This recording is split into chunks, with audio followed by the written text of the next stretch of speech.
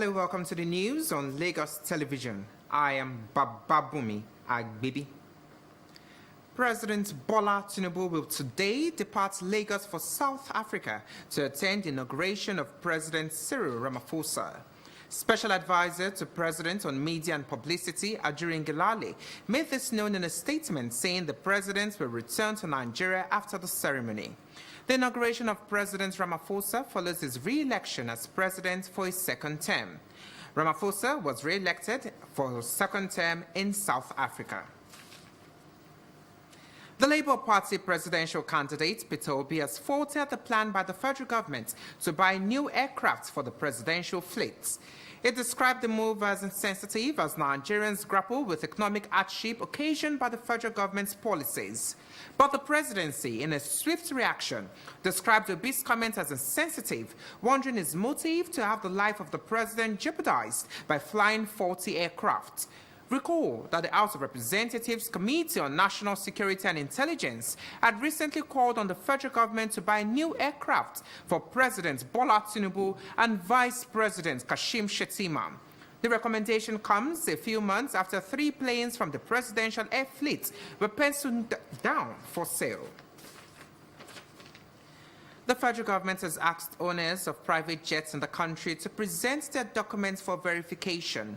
It's made this known through the Nigerian Customs Service, NCS, who says the exercise aims to identify improperly imported private aircraft without documentation, ensure proper imports, and for maximum revenue collection. This development is coming a year after the federal government put on hold the exercise. The government had planned to recover import duty running into billions of naira from some private jet operators who had taken advantage of technical loopholes to evade the payment of import duty. The Nigeria Civil Aviation Authority, NCAA, has declared that the Nigerian airspace is safe and secure. This comes on the heels of certain online publications that the airspace is insecure due to a lack of radar coverage. In a press statement by the regulatory agency, signed by the Acting Director General, Captain Chris Najomo, states that the NCAA investigated 2 recent cases of violations of the Prohibited Flight Zones, DNP-4, in Abuja, and established that both violations comprise controlled flights in controlled airspace, but strayed into restricted airspace as a result of adverse weather. NCAA also confirmed the NAMA had complete radar footage of the 2 violations with full details of the identities of the aircraft and operators involved. This, it explained, was made possible only due to functional primary and secondary surveillance radars in Abuja. Similar installations are in Kano, Lagos, and Port Harcourt. The NCAA further stated that the improvement of Nigeria's aviation infrastructure and radar coverage is being backed up with 5 additional MSSR stations at Bubra, Ilorin, Talata Mafara, Maiduguri, and Numan to augment the 4 existing radar centers to achieve total coverage of the country. The Lagos State Police Command has confirmed that the abducted Fuani brothers and 2 others have been rescued. The spokesperson for the command, Benjamin Dane, said the brothers, identified as Abbas Fuani, Yusuf Fuani, and Amtal Fuani, who were abducted on June 14 around 6 p.m. in Lagos, were rescued last night in Uruboido by men of the Marine Police. One of the brothers is the managing director of Fuani Nigeria Limited that specializes in electronics. It further confirmed they have been reunited with their family. Lagos pilgrims performing Hajj in Saudi Arabia have commended the Sanwo-Olu administration on the way and manner adopted in the operations. This is coming from them in Mina after descending from Arafat, while also embarking on pebble throwing as part of Islamic rites to complete the holy pilgrimage in Mecca. We assisted them with another way from the Iran to support them. We also supported them against Sierra. So all these ones involve the money which Mr. Governor has done to all the people of 2024 Hajj. And not only on issue of money alone. I've said it that during the Arafah, when we were at Arafah, Mr. Governor called us to listen and hear, to know of our How big are we in Mecca?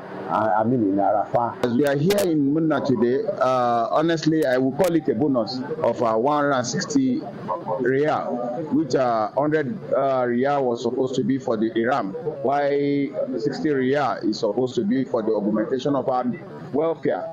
I should say a very big thank you to Governor Babajide Sanwo-Olu for fulfilling his promises to us.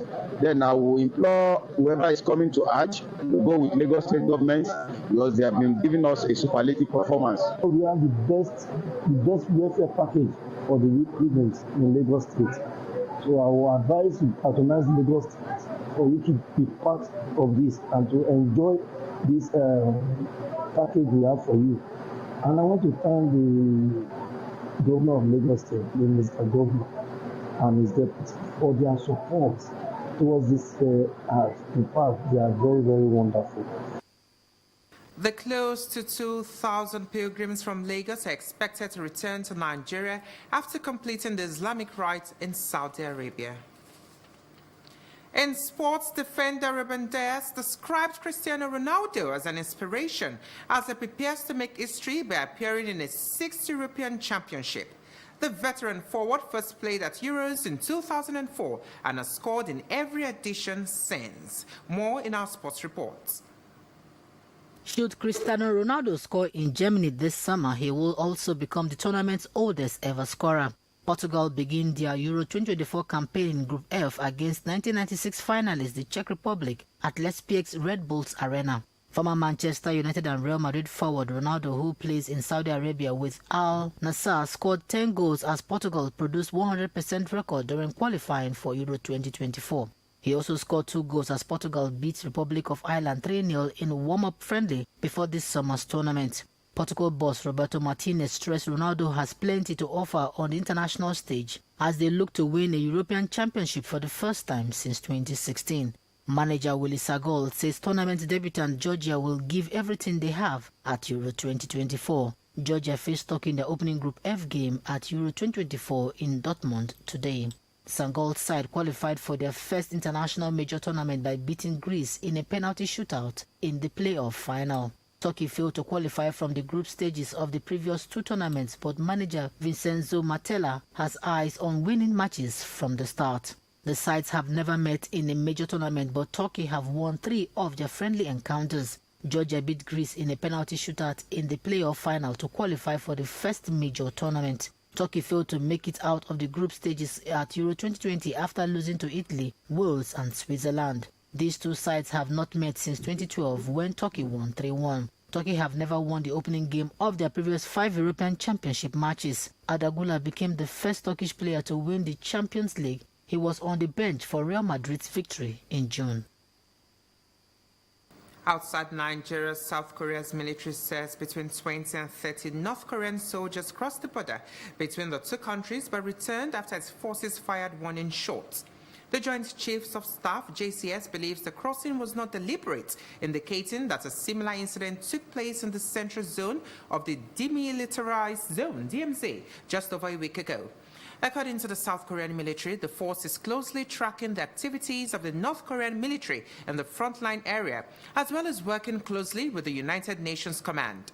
The South Korean military also said that several North Korean soldiers had been injured or killed in landmine explosions in the border area, but did not say when the incidents took place. The DMZ, a line of control across the Korean peninsula, is one of the world's most heavily fortified and mined borders.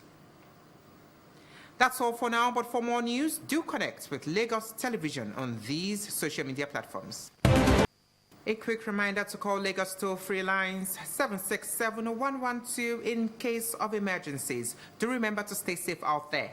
I am Bababumi Agbibi. Join us again at 2.